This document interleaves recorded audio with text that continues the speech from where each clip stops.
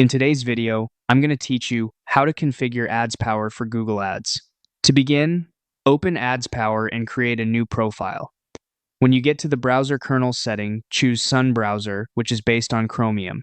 For Google Ads, this is the safer and more natural-looking option because Google's tracking environment is built around Chrome-style behavior. Avoid using the Firefox-based kernel here, since that can look less consistent with what Google typically expects to see. Next, make sure your browser settings match the location of your proxy. This part is very important because Google checks for inconsistencies between your IP address and the browser environment. In the profile creation settings, find the time zone option and set it to be based on the IP address. Then do the same for the language setting by switching it to based on IP address as well. So if your proxy is located in a city like Frankfurt, the browser should automatically align the time zone and language preferences with that region.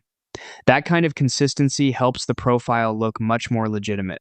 After that, go into the Advanced or Fingerprint section and locate the WebRTC setting. Set WebRTC to replace. This helps prevent IP leaks, which can happen even when you're using a quality proxy.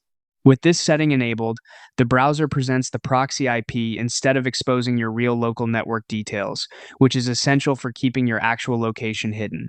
Then move on to fingerprint noise settings. Set canvas to noise and set both WebGL image and WebGL metadata to noise as well. These options slightly alter the graphics fingerprint your browser gives off, helping your system appear like a different physical machine instead of repeatedly exposing the same hardware signature across accounts. Finally, review your Do Not Track and device settings. Leave Do Not Track off, or keep it matched to normal consumer behavior, since turning it on can make the profile look unusually privacy-focused. For screen resolution, leave it on automatic or use a common size like 1920 by 1080, so the setup blends in with regular everyday traffic.